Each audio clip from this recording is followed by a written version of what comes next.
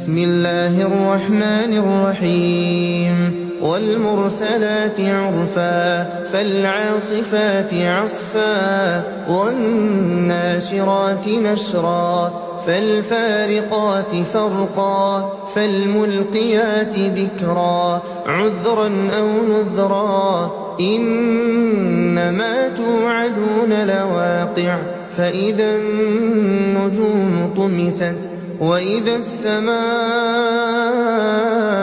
فرجت وإذا الجبال نسفت وإذا الرسل أقتت لأي يوم أجلت ليوم الفصل وما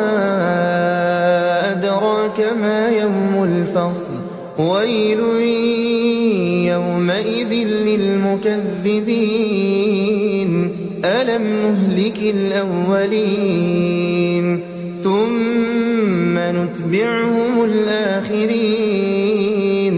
كذلك نفعل بالمجرمين ويل يومئذ للمكذبين ألم نخلقكم من ماء مهين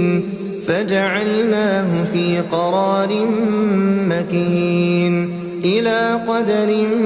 معلوم فقدرنا فنعم القادرون ويل يومئذ للمكذبين ألم نجعل الأرض كفاتا أحياء وأمواتا وجعلنا فيها رواسي شامخات وأسقيناكم ماء فراتا ويل يومئذ للمكذبين انطلقوا إلى ما كنتم به تكذبون انطلقوا إلى ظل ذي 3 شعب لا ظليل ولا يغني من اللهب إنها ترمي بشرر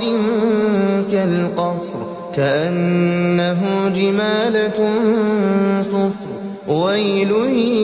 يومئذ للمكذبين هذا يوم لا ينطقون ولا يؤذن لهم فيعتذرون ويل يومئذ للمكذبين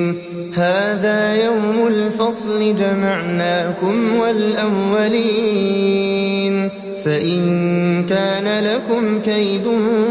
فكيدون ويل يومئذ للمكذبين إن المتقين في ظلال وعيون وفواكه مما يشتهون كلوا واشربوا هنيئا بما كنتم تعملون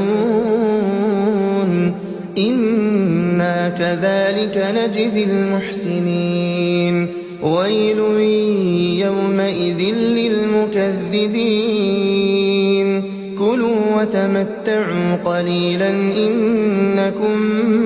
مجرمون ويل يومئذ للمكذبين وإذا قيل لهم اركعوا لا يركعون ويل يومئذ للمكذبين فبأي حديث بعده يؤمنون